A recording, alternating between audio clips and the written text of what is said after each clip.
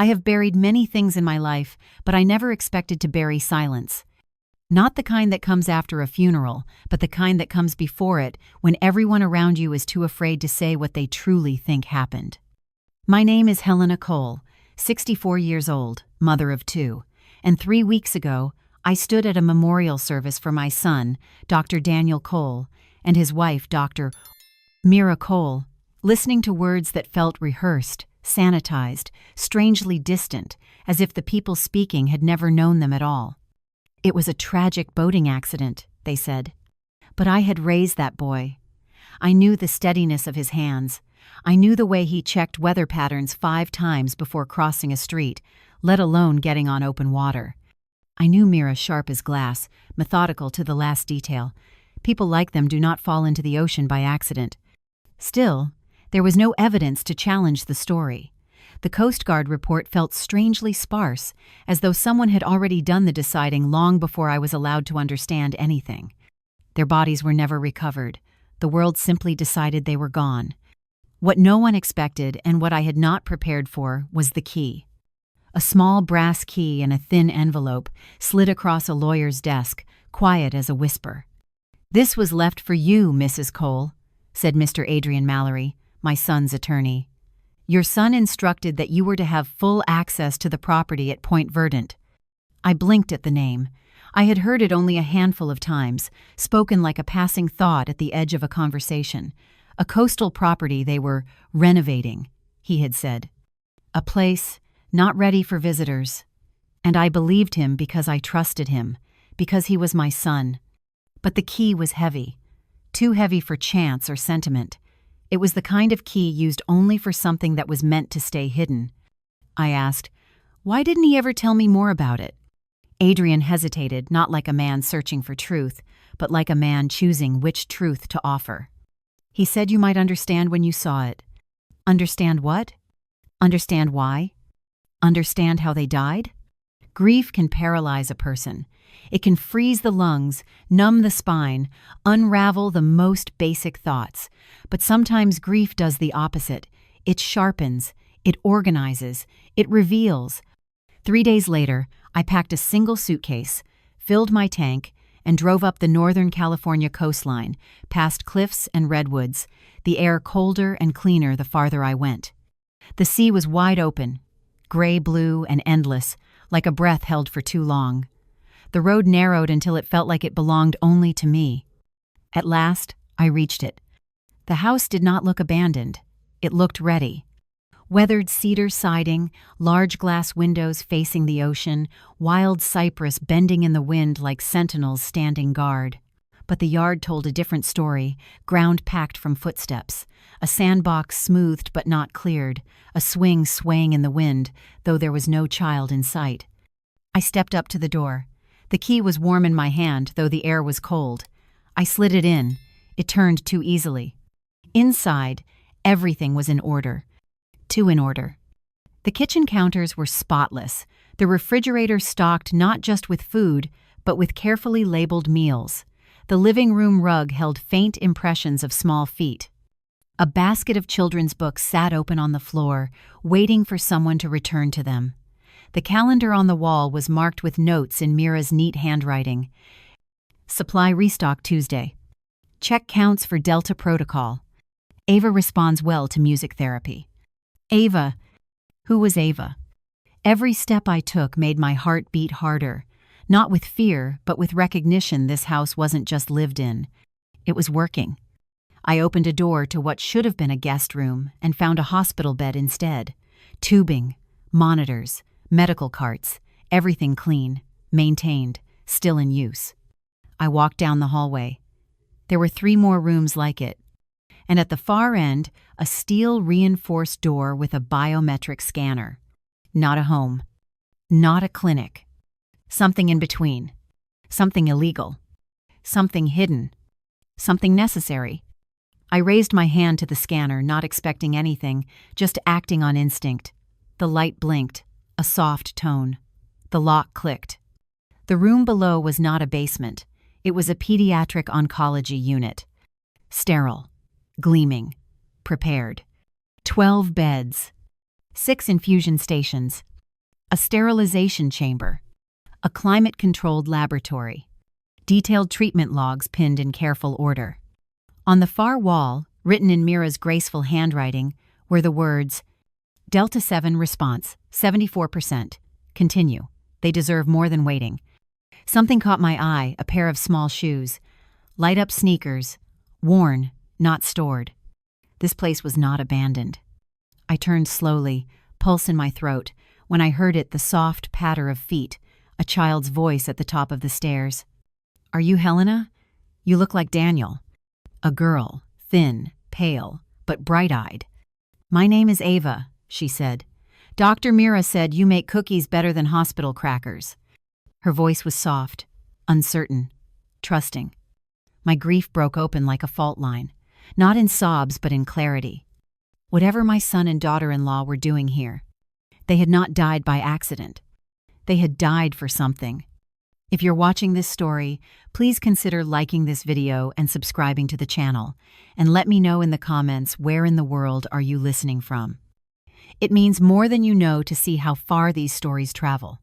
Before we continue, I want to ask you something, not to test you, but to understand how you see the world. If you discovered a secret like this one that could save lives but put you in danger, would you? Protect it quietly, to avoid being harmed. Or B. Expose everything, no matter the cost. I'd truly like to hear your answer. Just write A or B and tell me why if you feel like sharing. I did not sleep that night. I sat in the armchair in the living room, wrapped in an old wool blanket I found folded at the foot of the couch, listening to the wind push the ocean against the rocks below. The house creaked softly, as though it remembered footsteps not yet replaced by mine. Ava had gone back downstairs after showing me the clinic, her small frame disappearing with the natural familiarity of someone who lived there. That alone told me more than any medical chart could. This place was not abandoned. It was functioning. It was active. It was waiting. At dawn, I found myself wandering room by room again, searching not for answers, but for the shape of my son's presence, for something of him that had not vanished into the sea. I touched the brushed steel countertop in the kitchen and remembered his hands making pancakes when he was 5, flour stuck in his hair. I saw Mira's handwriting on a whiteboard and remembered her laugh, light but direct, never unsure. Every object I found confirmed the same truth. They had built this life on purpose, carefully, secretly, entirely. The upper floor was organized, but the lower floor had been designed. I returned to the steel door, not with hesitation this time, but with a steadiness I did not feel earlier. I placed my hand on the scanner. The soft tone responded again. I descended. The basement had none of the coldness I expected from a medical environment improvised in a private home. It was warm, balanced in lighting, sound, and airflow. Monitors hummed gently. The infusion pumps were neatly coiled. Shelves of files labeled with patient initials and dates lined an entire wall. Another wall held hand-drawn pictures, crayon suns, stick figure families, lopsided cats, uneven rainbows, proof of time, proof of presence, proof of hope. I stood before a corkboard pinned with charts, dosage adjustments, sequencing notes, annotations in 2 distinct handwriting styles, Daniel's precise block print, Mira's looping slanted script. One phrase was repeated across 3 separate pages. Days matter. It was underlined. My throat tightened. They had not been treating children who had time to spare, but children who had been told there was no time left. Footsteps sounded behind me. Not hurried, measured. I turned. A woman stood there, early 40s, hair tied back, wearing scrubs and tired eyes that held more alertness than sleep. She did not look surprised to see me, only watchful. "You must be Helena," she said. Her voice was calm, not soothing, steady, like someone accustomed to emergencies. "I'm Dr. Lila Tanaka. I worked with your son." She did not extend her hand. She simply acknowledged me, respectfully, carefully. A man joined her, older, gray at the temples, the kind of posture that says experience rather than authority. "I'm Dr. Saul Bennett," he said. "Retired, mostly. Until this." He glanced around the room, and the look in his eyes told me everything about why he was here. Purpose. If grief had led me here, something else had led him. I would soon learn what. The third person stepped forward, a young man, mid-20s, with sleeves rolled to his elbows and oil stains across his hands. Not a doctor, but necessary. Noah Rivera, he said. Logistics, maintenance, security, everything that falls through the cracks. 3 people, 3 roles, a system built to function quietly. I asked what I already knew, but needed to hear said aloud. This is an underground clinic. Yes, Dr. Tanaka replied. For children. Yes, terminal children. She held my gaze, and there was no flinching in her steadiness. Children who were told to go home and wait. I looked again at the small beds lined along the wall, the charts, the careful work, the evidence of lives being held in defiance of the world's indifference. Why here? I asked. Dr. Bennett exhaled slowly, as though he had been answering this question for years. Because the system refuses to invest in treatments that don't profit the right people. Daniel and Mira developed a protocol that showed results, real, substantial, repeatable results. But it was early. Too early for trials. Too threatening to established pharmaceutical revenue streams. Doors that should have opened slammed shut. They tried to get approval? I said. For 2 years, Lila answered. They were told their data lacked corporate backing, that their results were statistically promising but economically unsustainable, which is a polite way of saying, this treatment costs too little to make the right people rich. I understood then why this clinic was hidden, not because it was untested, but because it was not profitable. 65 children have been here, Noah said quietly. Some didn't make it. Some did better than we were told was possible. But all of them were given more time than the world had offered them. More time. Time. Days matter. The phrase returned like a pulse. I asked the question I dreaded asking. And Daniel and Mira? Why didn't they tell me? Lila's face softened, not in pity, but in respect for pain. Because they knew the risk, and they didn't want you implicated. If anyone came for them, they wanted to protect you. Came for them? The words tumbled out before I could soften them. Dr. Bennett stepped closer. There were people who wanted this shut down, people who benefit when illness remains profitable. Daniel had been declining offers to partner with outside interests. Offers. Not requests, not opportunities. Offers. Did he mention a group? I asked. Lila hesitated. You should see something. She walked to a desk in the corner and unlocked a cabinet. Inside were folders marked with dates and typed summaries. She handed me one.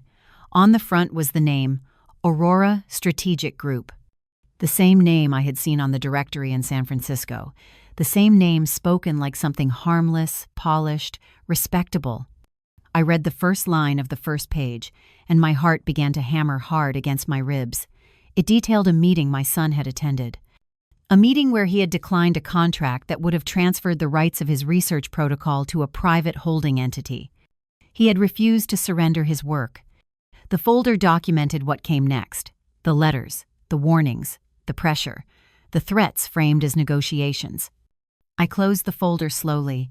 The ocean beyond the window roared like something ancient and angry. Dr. Bennett spoke softly. They did not die by chance, Helena. He did not say more. He did not need to. In that moment, I understood 2 things with absolute clarity. The first was that my son and daughter-in-law had been silenced because they refused to surrender something that could save lives. The second was that whatever they had been fighting, it was not finished. And now, it had found me. I remained standing in the quiet hum of machines that had once kept children alive when the world had turned away from them. Grief did not crush me this time. It crystallized, it sharpened, it became direction. This was no longer about mourning. This was inheritance. Not of property, not of keys, but of purpose. I stayed in the clinic for hours without speaking, just watching the quiet rhythm of a world built to save lives in the shadows. The hum of machines, the whispered conversations, the way every person in that room moved with purpose, nothing wasted, nothing fearful, nothing accidental. This was not makeshift, this was discipline. Devotion. and sacrifice. But the moment that defined the morning was not the charts or the medical equipment, it was the children. There were 5 currently in treatment. I counted as I walked the corridor, guided by Dr. Tanaka's quiet presence. Each room was different, tailored to the child living inside it, not just in medical accuracy, but in emotional truth. One room held a small keyboard and laminated sheet music. Another had colored string lights and a corkboard filled with snapshots of someone's dog. A third had books stacked high and alphabet stickers on the wall. These were not rooms for waiting to die, they were rooms for living. The second room we entered belonged to a boy named Silas. He could not have been more than 7. His hair had thinned to wisps no thicker than the threads in a spider's web. But his eyes, wide, alert, defiant, were alive. He looked at me with the undisguised frankness only young children and the very old possess. "You're Dr. Cole's mom," he said. Not a question, a statement. I nodded, unsure if my voice would hold. He smiled warmly, softly, in a way that made something in my chest crack open. He said, "You make pancakes shaped like animals. I wanted to try the brontosaurus." I sat beside him. "I can make that," I said. His little fingers twisted in the blanket. He said I'd get to taste them when I got better. My breath caught, not because of the hope in his voice, but because I recognized the phrasing. Daniel had said those exact words to me when he was 6 and recovering from pneumonia. "When you get better." Not if. I looked up at the IV line. The infusion bag was labeled with a code, not a pharmaceutical label, a formulation name. Delta 7, Variation C. Dr. Tanaka stood behind me. She didn't rush to explain, didn't treat me like someone fragile. She simply waited until I turned. "This variation was designed for marrow-integrated malignancies," she said quietly. "Silas was given 4 weeks. That was 7 months ago. 7 months. Silas was still here. And he was not waiting for death. He was waiting for pancakes." We moved on. The third room belonged to twin sisters, 8 years old, with identical dimples and identical pink blankets. Their charts marked progress slow, but steady. Their giggles echoed down the hall. The fourth was more difficult. A little girl sleeping, her breathing light and strained. I recognized her name from the whiteboard, Ava's closest friend. Not every story here was triumphant, but none of them were surrendered. When we reached the last room, Noah stopped before opening the curtain. His voice was low, careful. "This one, you should see." Inside was a teenager, 17. Tall once, before illness had taken weight from his frame and color from his cheeks. He sat propped up, looking out the window at the sea. His gaze was not empty. It was aware. Too aware. "This is Jonah," Dr. Bennett said. "He was our first." Jonah turned, his eyes sharp, intelligent, too old for his age. "You're the mother," he said. I nodded. "I'm alive because of your son." His voice was steady. No tremor, no theatrical flourish, just truth. "He didn't let them send me home," Jonah continued. "He didn't let them tell my mom to start preparing." Preparing. The terrible euphemism the medical world uses when it has chosen to stop fighting. I asked, "How long were you given?" Jonah looked at the ceiling as though reciting from memory. 23 days. That was 3 years ago." 3 years? I pressed a hand to my mouth. He turned back toward the window. "He used to sit right here every morning, before the treatment started for the day. He said watching the ocean made him remember that nothing is final until the tide decides so." The ocean. The cliffs. The house. The key. Everything had been chosen. When we returned upstairs, I felt changed on a cellular level, not simply moved, not simply grieving, but filled with a heavy, anchoring clarity. My son had not built a secret out of arrogance or rebellion. He had built a sanctuary the world refused to allow, a sanctuary that someone had tried to destroy. And now I needed to understand why. Dr. Bennett poured tea in the kitchen, a simple gesture, but precise, as though his hands had once known the steadiness of surgery. He spoke while he stirred. Daniel believed that medicine was about preservation, not of profit margins or institutional credibility, but of lives, real lives. He saw what funding boards refuse to admit, that a child with no financial worth is considered medically expendable. That research only accelerates when the right donor bleeds the right amount of money. His voice did not tremble. It hardened. He refused to participate in that. Dr. Tanaka set a binder in front of me. It was thick, heavy, well-used. Research logs, lab notes, clinical response data charted with disciplined rigor. The kind of documentation that could withstand scrutiny. The kind that should have earned trials, approval, a chance. But instead, it had earned threat. I traced my fingers along the margin of one page. In the corner was something I hadn't noticed before. A symbol, a small hand-drawn wave, curling at the tip. Daniel's symbol for resilience. He had drawn it in the margins of his school notebooks when he was 13 and trying to survive the world at its cruelest. He had carried it into his life's work. I closed the binder and looked at the 3 people who remained because my son asked them to remain. For him, for the children, for the principle that lives were not currency. I asked the question forming where fear and resolve intersect. What happens now? No one answered immediately. The silence was not hesitation, it was acknowledgement of gravity. Finally, Dr. Tanaka spoke. We continue.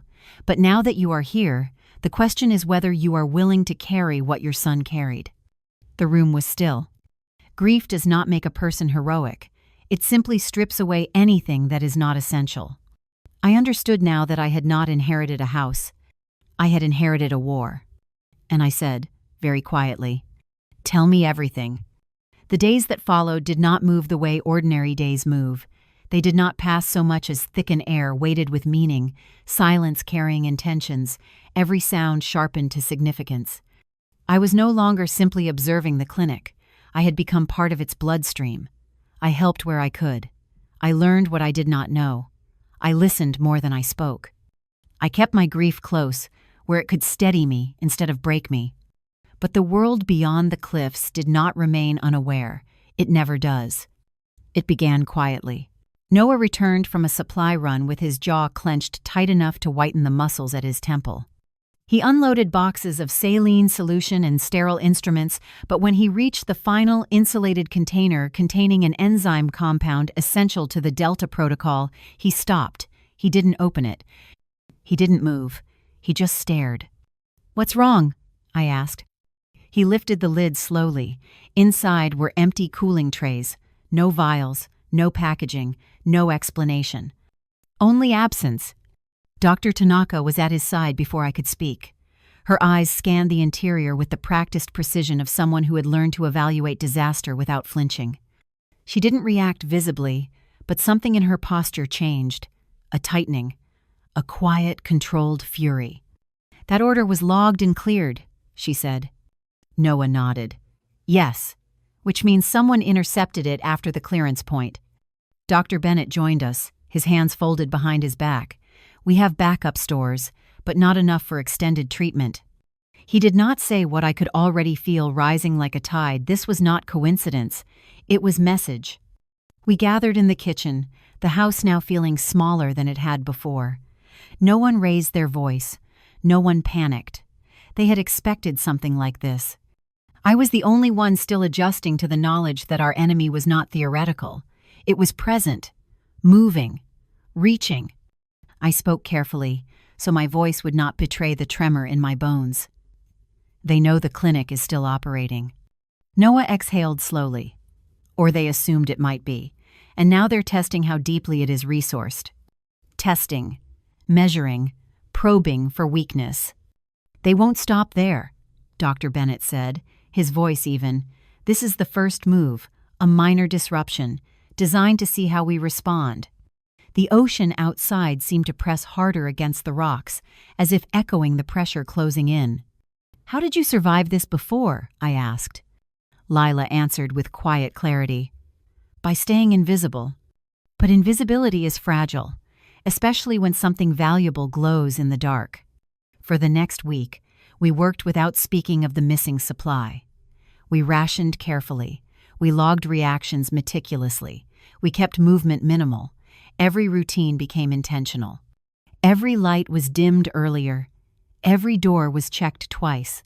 The children sensed something, though no one said a word. Children always know the emotional temperature of the room.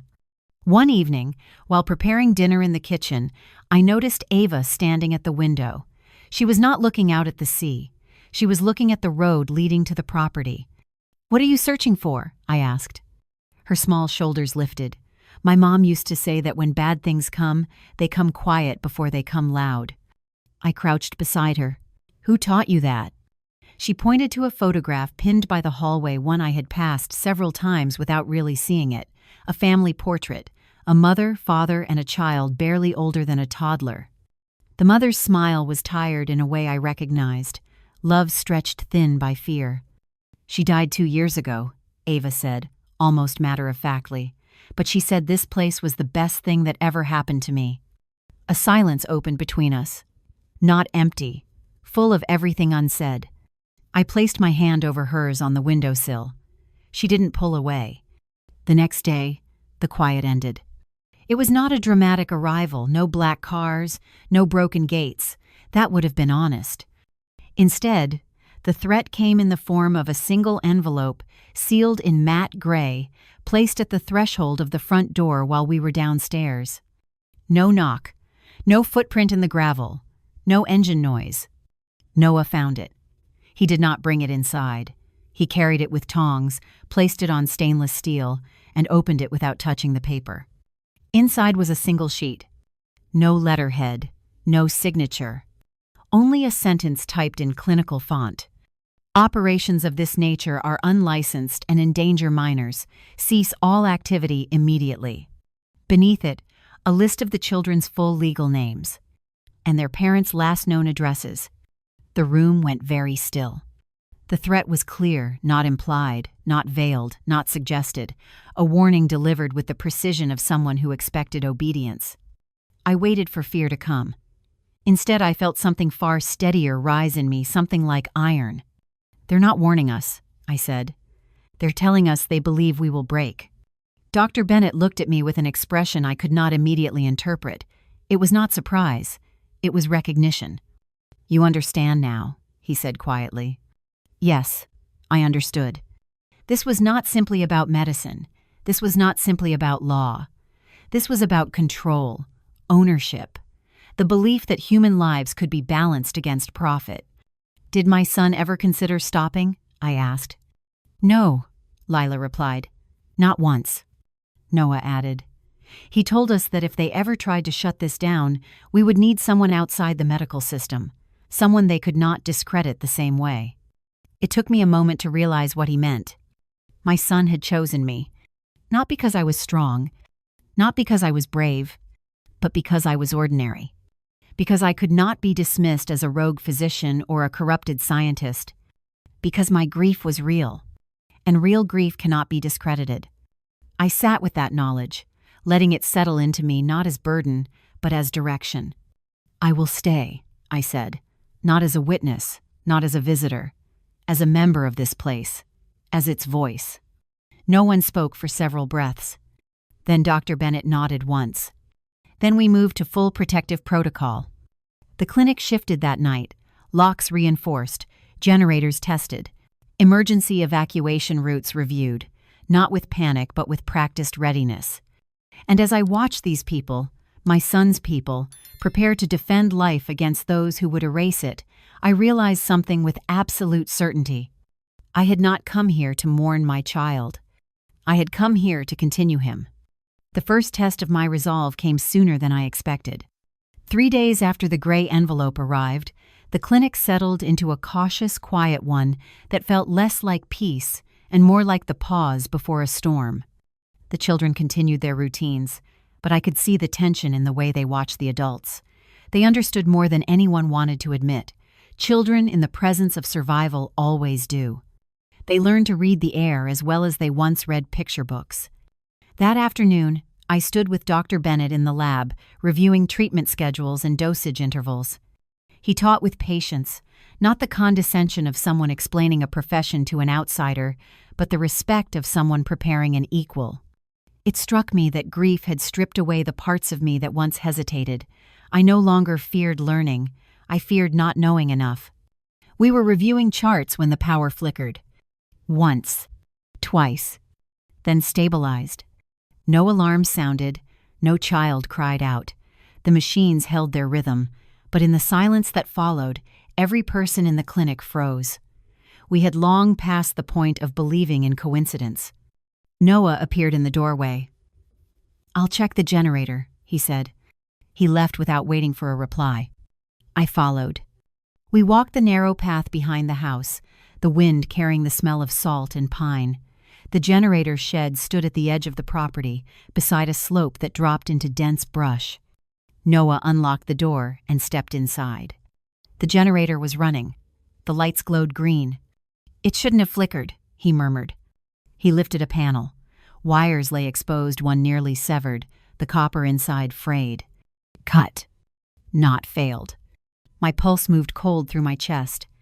Noah spoke softly, his voice steady but tight. They got close. He examined the ground outside. No obvious footprints. The soil was rocky, camouflaging movement. "They're not testing anymore," he said. "They're confirming access points." We returned to the house. No one asked questions. Everyone already knew what it meant. Later, when the children were asleep, we gathered in the main room, the house dark except for one lamp, its light soft enough to avoid drawing attention from a distance. The ocean beyond the windows looked black and endless, as if it held every secret imaginable. "We have to relocate the children," Lila said. "Move them in pairs to secondary care points, at least until we understand the scale of the threat." But moving them meant interrupting treatments that required consistency, stability, trust. A single misstep could undo months of work or cost life outright. Dr. Bennett shook his head slowly. "We move them. We expose them. Transport requires coordination.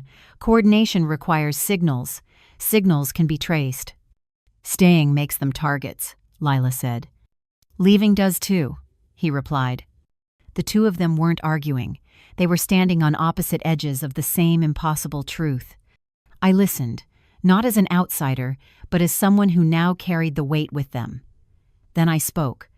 "We need to understand who the threat is, not in theory, not in assumption. We need proof, evidence, something we can use." Lila looked at me with a question in her eyes, though not of doubt, of direction. Noah leaned forward, elbows on his knees. "There is one person who might know, someone who contacted Dr. Cole while he was still alive, someone who warned him." He looked at me then, as if bracing me for impact. "His former research partner." The name landed like a stone in my chest. Dr. Elias Mercer. I knew the name. I had met him once, briefly, years ago. Daniel had described him as brilliant, ambitious, and impatient, someone who believed science should move faster than ethics. They had stopped working together abruptly, and I had not thought of him since. "What happened between them?" I asked. Noah answered. "Mercer accepted funding from Aurora Strategic Group. Daniel refused." The room went quiet. Mercer was now part of the system that wanted us silent. "We reach out," I said. The words felt dangerous simply existing in the air. "It's a risk," Dr. Bennett warned. "If he has aligned himself fully with them, he will report your contact." "And if he hasn't," I replied, "he is the only person who can confirm the full extent of what we are facing." For the first time since arriving, I felt something close to fear, not for myself, but for the children sleeping only floors below us. I had inherited a war, but I could not fight it blind. Lila poured water into a glass and set it in front of me, the gesture gentle, deliberate. "If we do this," she said, "you cannot go with an open heart. You must go with prepared disbelief. He will say what you want to hear. He always has." "Then I'll let silence answer him," I said. Plans formed quietly after that, not grand strategies, but careful, deliberate ones. Noah began scanning communication channels for a contact line that would not immediately reveal us. Lila drafted questions. Dr. Bennett prepared countermeasures if the contact attempt led danger back to the clinic. Meanwhile, I went back downstairs. Not because I needed comfort, but because I needed to remember who I was doing this for. Ava was awake, sitting up in bed, holding a flashlight beneath a blanket to read. When she saw me, She smiled in that quiet, trusting way she had. "Can't sleep?" she asked. "No," I said. "You?" She shrugged. "Sometimes the machines make different sounds at night. I listen to see if they want something." She slid over, making space. I sat on the edge of her bed. "Dr. Cole used to sit with me," she said. "He said the night was when people's real hearts show, because nobody is pretending in the dark." I felt something inside me tighten, not with pain, but with purpose. "Do you think he's watching us now?" she asked. I did not answer immediately. I did not need to invent comfort. The truth was enough. "I think he left us all the pieces," I said softly, "and he's waiting to see what we build from them." Ava nodded slowly, as though I had confirmed a belief she already held.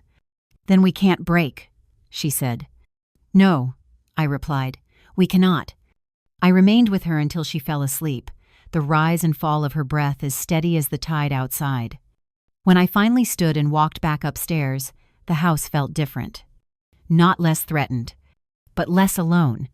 The storm was coming. We all felt it. But I no longer feared the storm. I had learned to understand what my son always saw in the waves, that some things are not destroyed by force. Some things are revealed by it. The decision to contact Dr. Elias Mercer was not made lightly. It was made the way one steps onto a frozen lake slowly, listening for the cracks beneath each footfall. But there was no alternative. We could not protect the clinic without knowing the scale of the threat pressing toward us. Noah managed to locate a private email address Mercer used for encrypted academic correspondence, one that did not route through institutional servers. The message I sent was deliberate, spare. "Elias, this is Helena Cole. I would like to speak with you regarding Daniel. In person. Alone. You know how to reach me." It took less than 12 hours to receive a reply. "Helena, I wondered when you would find your way to this. Meet me tomorrow, 4 p.m., Pier 39. No intermediaries. Leave your phone behind." The tone was unmistakable, controlled, confident, aware of a dynamic I had not yet named but immediately recognized. He believed he still held power over the story of my son. He believed I had come seeking answers from someone who had them. He did not understand that I was no longer seeking anything. I was gathering ammunition. I told no one where I was going until the morning I left. I did not want debate or persuasion. I wanted truth unfiltered by caution. But when I picked up my coat, Noah was already waiting by the door. "You'll need someone nearby," he said. Not a question. I could have argued, but I did not. Some protection is not about capability. It is about memory. My son had trusted him. That was enough. The drive to San Francisco felt like entering another world. The city's restless hum contrasted sharply with the quiet determination of the clinic. People moved past each other as though their lives were too loud to hear the undercurrent running beneath everything. I wondered how many of them had ever lost something because someone else decided profit mattered more than their life. Maybe more than any of us imagine. Pier 39 was crowded, but Mercer chose a bench at the far end, where tourists rarely lingered. The ocean stretched wide behind him, gulls cutting through the sky like blades. He looked older than I remembered, not weakened, refined. His hair had silvered at the temples, and his suit was tailored in a way that suggested not vanity, but intention. His posture was relaxed, but his eyes were not. They were sharp in a way that measured things, people, outcomes. He stood as I approached, offering a polite half-smile that did not reach his eyes. "Helena," he said, as though we had last spoken yesterday. I did not take his hand. We sat. For a moment, neither of us spoke. The wind filled the silence between us, carrying salt and distance. Then he exhaled softly. "You've found the clinic." I did not react. "You always were perceptive. Daniel said you were the one person he could not hide from for long." His voice carried admiration, but admiration that had been repurposed into something else, something that looked like regret wearing the mask of inevitability. "I know why you're here," he said. "No," I replied quietly. "You only think you do." He studied me, then truly studied me, as though recalibrating his expectations. "You want to understand what happened," he said. "I want to understand why," I corrected. His jaw tightened. He leaned back, the breeze tugging lightly at his coat. Your son was brilliant, visionary, but he was also naive. A slow, steady coldness rose in me, not anger, something more precise. Naive, I repeated. Yes, he believed that breakthroughs belonged to everyone. He believed that saving children mattered more than the infrastructure that makes research possible. He believed that morality and science could align without cost, and he refused to accept the reality that progress is never free. Progress. The word tasted like metal. What did Aurora offer you? I asked. He didn't blink. A chance to ensure the treatment survives. By controlling it, I said. By structuring it, scaling it, protecting it from collapse. By making it profitable. His silence answered the rest. I leaned forward slightly. You threatened my son. His expression did not change. I warned him. I explained that his approach would fail, that without institutional backing, the treatment would be seized, destroyed, erased. He did not listen. And then he died. Mercer did not flinch, but something behind his eyes flickered, something not guilt, but calculation interrupted. You think we killed him, he said. No, I said. I think you built the path that made his death possible. The wind shifted. A gull cried overhead. Mercer's voice lowered, no longer conversational. You are involved now. You understand what is at stake. You have two options. Shut the clinic down quietly, and we will relocate the children into legal pathways. Or you can continue, and everything connected to you will be uprooted. Your finances, your home, your identity, your freedom. My freedom has already been taken, I said, along with my son. His jaw tightened again, this time in frustration, not control. You cannot protect that clinic, he said. You do not have the resources, the infrastructure, or the legal standing. When the breach comes, and it will not be subtle. They will remove every child. They will shut every room, and they will say you endangered lives, not saved them. Then tell me, I asked softly, what are you afraid of? He looked at me. Not with superiority. Not with certainty. With recognition. Of a war he once chose to avoid. You are your son's mother, he said, but you are not him. No, I agreed. I am the one who gets to finish what he began. Something hardened in his expression. This is your final warning, he said. I stood. Thank you, I replied. I needed to hear that the danger is real. He watched me walk away. He did not call after me. He did not try to stop me. Because he believed he had already won. Noah fell into step beside me as soon as I passed the last line of shops. He didn't ask what was said. He didn't have to. He saw it in my face. On the drive back, the ocean moved beside us, relentless and unbroken. I thought about waves, the way they carve cliffs not with force, but with persistence. When we reached the clinic, the children were in the common room, painting with watercolors. Ava saw me first. She lifted her brush and smiled small, trusting, unguarded. And in that moment, I understood something my son had always known. It is not strength that wins battles like this. It is refusal. Not loud, not violent. Steady, unyielding, enduring. The kind of refusal that reshapes the world one tide at a time. The clinic no longer felt like a place hidden from the world. It felt like a place the world was closing in on. The air outside seemed sharper, the waves heavier, as though the ocean itself was bracing. Yet inside, life continued in its quiet, stubborn rhythm. Children painted, machines hummed, footsteps moved with practiced intention.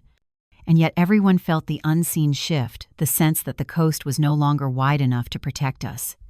We did not speak of Mercer when we returned. We did not need to.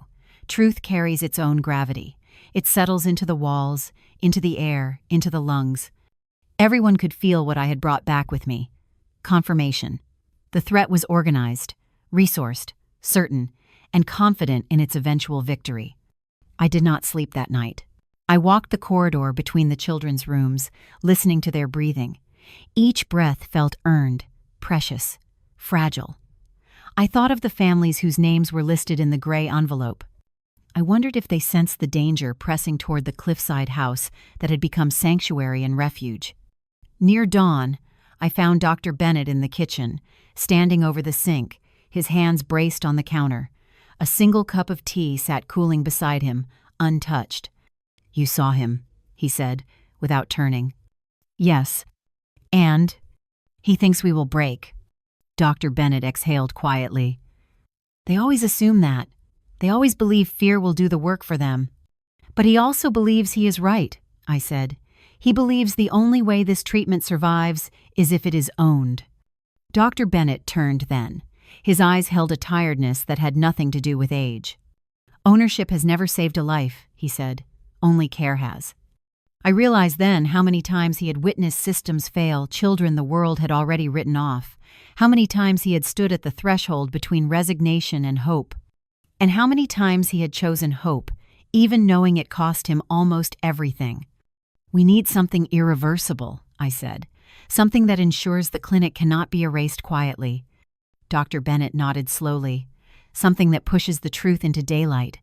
"Yes, but daylight is not safe for the children," he reminded me. That was the tether holding us in place. The children were alive because the world did not know where they were. Exposure could save the research, but destroy them. "We need both," I said. "Visibility for the work, protection for the children." Lila joined us then, having heard just enough to understand the direction of the conversation. "There may be a way," she said, "but it would require moving faster than the timeline we planned for." "What timeline?" I asked. Noah entered from the hallway, rubbing the back of his neck. "A relocation plan, a network of safe houses, places we set up in case something like this ever happened. We didn't tell you because we didn't want you to think we were preparing for failure." "You weren't preparing for failure," I said. "You were preparing for survival." He nodded once. The plan was simple in structure, complicated in execution. Move the children in phases, distribute them across multiple quiet homes with medical setups waiting. Then reveal the research not as rumor, not as theory, but as testimony. But testimony required evidence the public could not ignore. "We need documented outcomes," Lila said. "Complete case records, before and after imaging, blood cell response data, all of it compiled, organized, verified. If we disclose the existence of the treatment without proving its efficacy, they will call us frauds." I looked toward the clinic downstairs. Every binder, every lab note, every chart my son had already built the proof. He had known this moment was coming. "We present the work," I said, "not as rebellion, as fact." But there was another piece, one even harder. "We'll need the families," Dr. Bennett said. "They're the only ones who can speak without being dismissed. A parent saying, 'My child was dying, and now they are living,' cannot be erased with a headline." But that meant contacting them. And contacting them meant alerting the world that the children were no longer where they were expected to be. Silence fell like snowfall. Ava's voice broke it, small and steady from the hallway where she had been listening. "My mother would have told everyone," she said. "She said when something is true, it can stand in the open, even when people hate it." She stepped forward, eyes clear in the early morning light. "I don't want this to disappear," she said. There was no fear in her voice, only understanding. The kind no child should ever have had to learn. So we began preparing, not with chaos, with discipline. Noah strengthened the exterior security grid. Lila converted treatment logs into structured medical summaries, typing long into the night while I read aloud patient history markers. Dr. Bennett drafted clinical explanations that would be understood by both physicians and parents, and I began contacting families one by one. The first mother I called did not speak when I told her who I was. Not for several seconds. When she finally did, her voice broke. "He was supposed to be gone by Christmas," she whispered. "He's still here." He laughs again. "He sleeps without pain. I don't care what they threaten me with. Tell me where to go. I'll stand beside you." One by one, the others said the same. Not hesitation, not calculation. Conviction. These were parents who had already lived through the worst pain imaginable. They were not afraid of corporations. They were not afraid of lawsuits. They were not afraid of power. They were afraid of losing their children, and they would not allow it. On the fourth night of preparations, I sat with Ava again as she drew a picture of the clinic. There were children playing outside. The sun was large and bright. The ocean was calm. "Do you think we'll have to go?" she asked. "Yes," I said, "but we'll go together. And we'll go prepared." She nodded, concentrating as she colored in the sky. "What if they try to stop us?" she asked. I looked at the picture so full of life. "Then they'll learn something about us," I said. She looked up. "What?" "That saving a life is not something we apologize for." Her pencil stilled. Then she smiled. A small smile, but real. The next morning, the wind changed. Not metaphorically. The ocean was restless. The air held pressure. Something was coming. Not possibility. Not theory. Action. The kind you can feel before you see. The storm arrived just before midnight. Not with lightning or rain, but with stillness, the kind that gathers before impact. The house seemed to hold its breath, the walls listening. The ocean beyond the cliffs roared louder than it had in days, as if warning us to stay awake. I was in the hallway when I saw the first sign. The perimeter lights flickered, not out just a pulse, a blink, as though something had disrupted the electrical field surrounding the property. I knew enough now to understand the language of threats. This was not an accident. This was not weather. This was signal. Noah appeared in the hall before I even called his name. "They're here," he said. There was no fear in his voice, only readiness. We moved quickly, not in panic, but in practiced motion. The clinic below was placed into silent alert. Machines continued running, but lights dimmed to minimum visibility. The children remained asleep, their worlds still untouched by the approaching danger. Dr. Tanaka checked their vitals with the steady hands of someone who had walked this edge of life and loss too many times to tremble now. Dr. Bennett gathered documents, treatment logs, medical response scans, research progression data. Each binder represented thousands of hours of work, of hope, of children who now had futures. They were not just records, they were proof. Proof the world was never meant to see. Proof someone was willing to kill to bury. I stood at the upstairs window, looking out over the drive. At first, there was nothing, only wind, trees bowing in the dark, the distant crash of waves. Then headlights appeared, 2 sets, then 3 moving slowly up the road, their engines nearly silent. Corporate vehicles do not need sirens. They carry authority that arrives quietly. Noah turned to me. "You should go downstairs." I shook my head. "No. If they came for silence, let them see my face." He did not argue. He only moved to stand slightly ahead of me. Not blocking, just present. The cars stopped 30 yards from the house. Doors opened. Men stepped out, no uniforms, no badges, plain black coats, the kind of people who speak only through implication. The man in front stepped forward.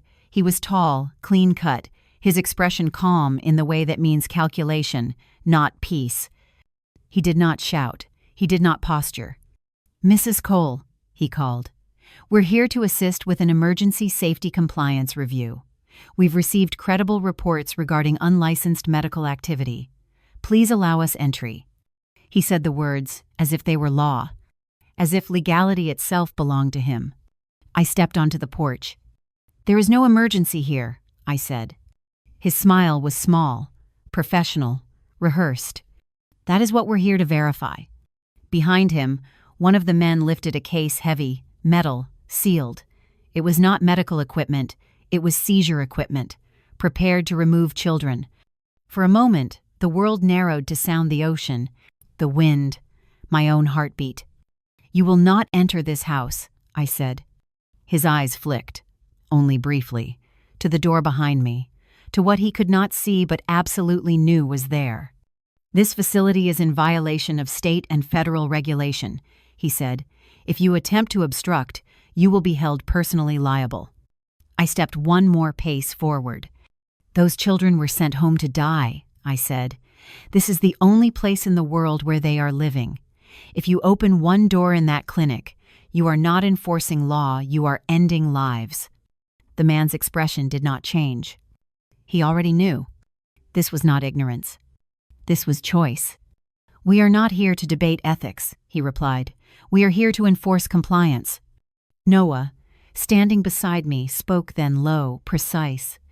"Backup generators are active. Perimeter cameras are recording. Live feed is being mirrored off-site." For the first time, the man's posture shifted not in fear, but in recalibration. He had not expected preparedness. He had not expected resistance that was calm. People like him expect panic. Panic makes compliance easy. But we were not panicking. We had already survived the worst thing that could happen. Loss had already marked us. He took a small step forward. "Mrs. Cole, Helena, this will be easier if you understand that what we are doing is inevitable. The treatment will continue, but it must be moved into the correct hands."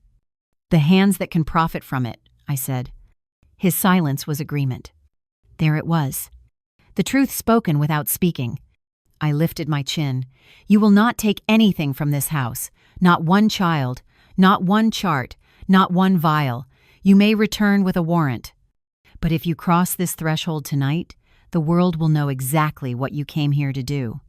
Behind us, a camera shutter clicked the outside feed, capturing each face, each vehicle, each movement. "They're uploading in real time," Noah said. The man's jaw flicked once. A message passed between the men behind him. Their formation loosened, not retreat, but pause. "We will return," the lead man said. "This is temporary." "Everything is temporary," I replied. "That is why we fight for what matters." He did not answer. He signaled his men. They re-entered their vehicles. Engines started. The cars reversed down the road, headlights vanishing into the dark.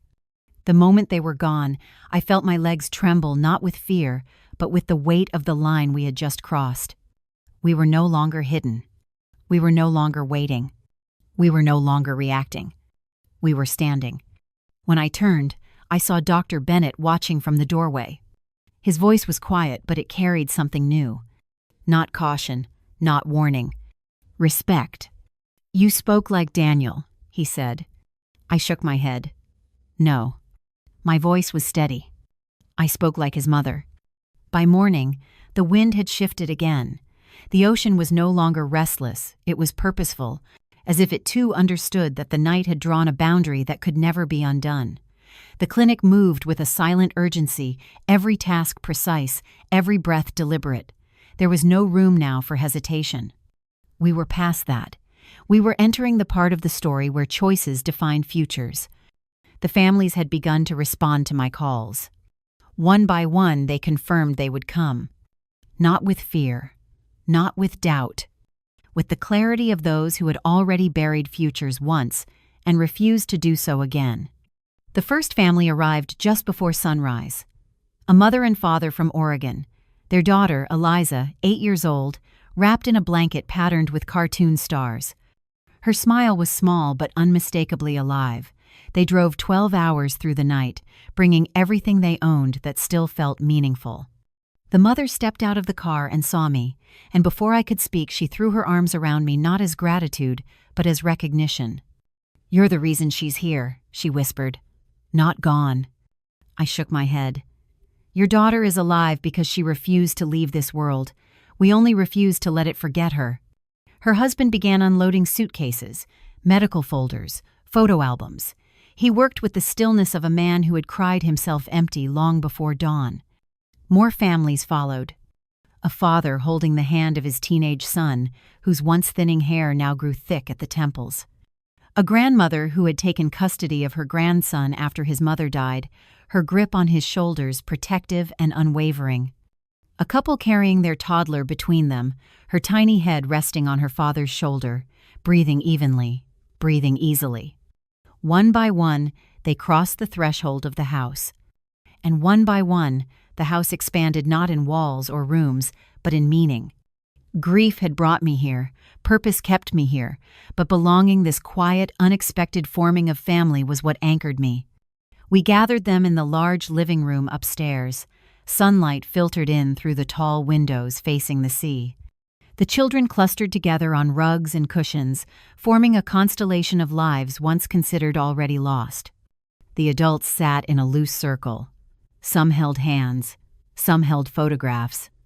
Some stared straight ahead, carrying decades of trust broken by systems that were supposed to protect them.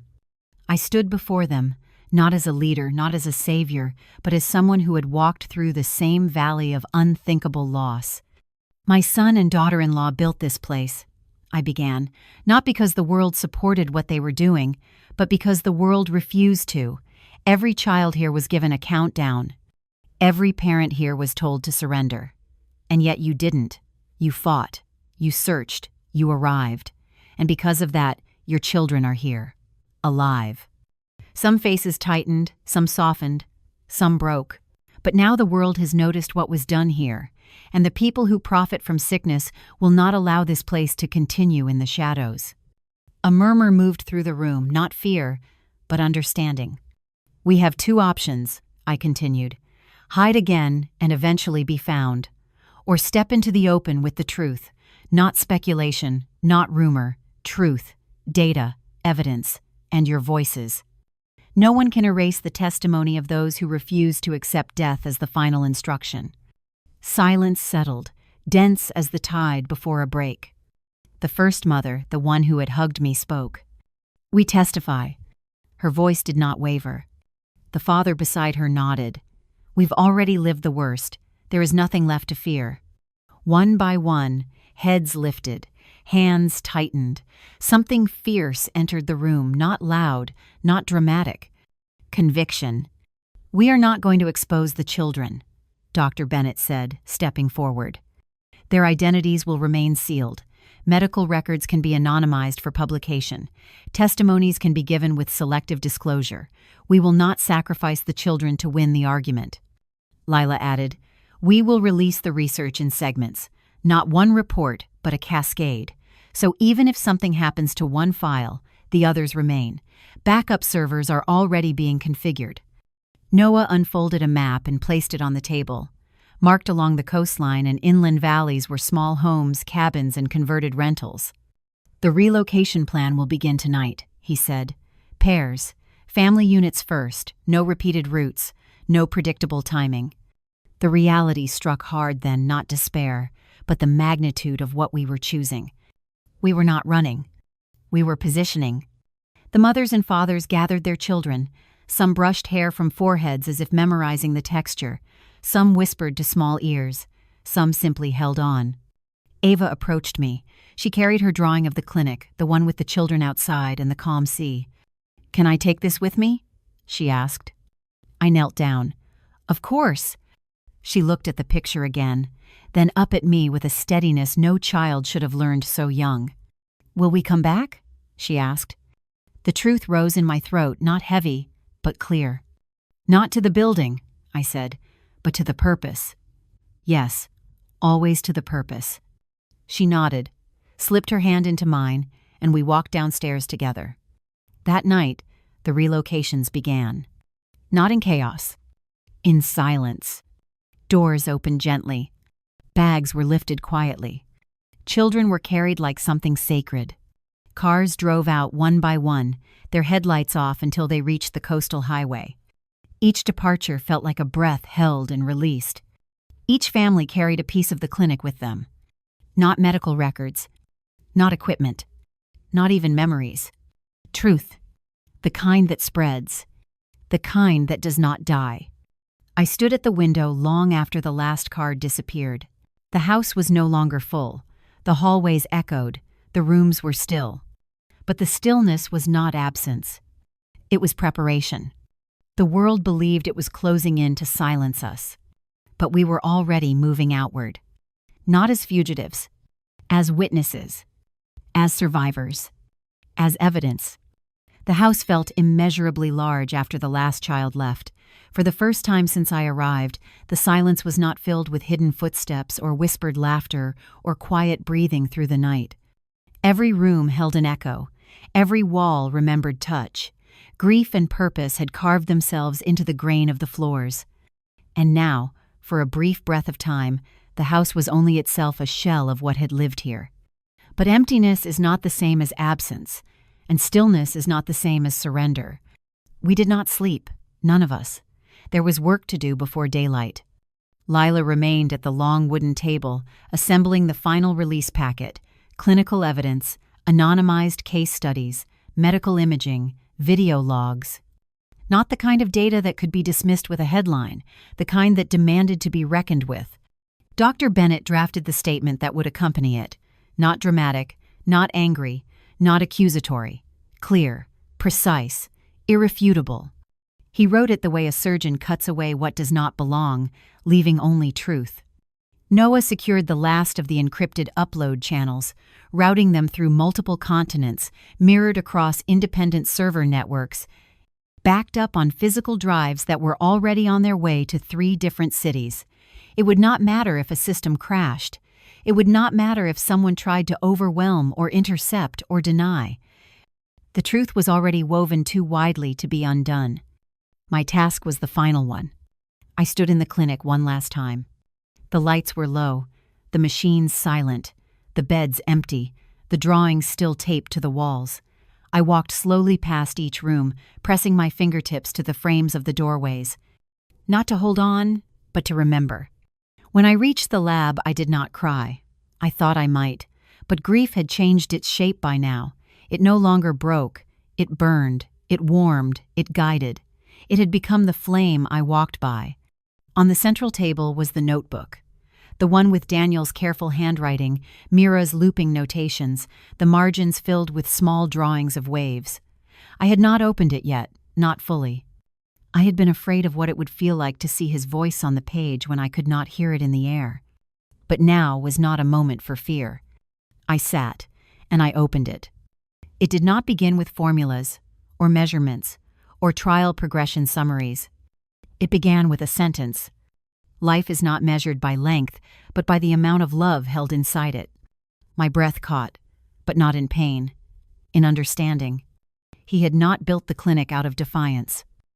He had built it out of devotion. Devotion to every child who had been told there is nothing left to try. Devotion to every parent who had said, I will not let them go. Devotion to the belief that dignity is not a privilege, it is a right. Page after page, I read not clinical data, but the heart beneath it, notes written after midnight. Observations of how children responded not only to treatment, but to music, to touch, to sunlight, to hope.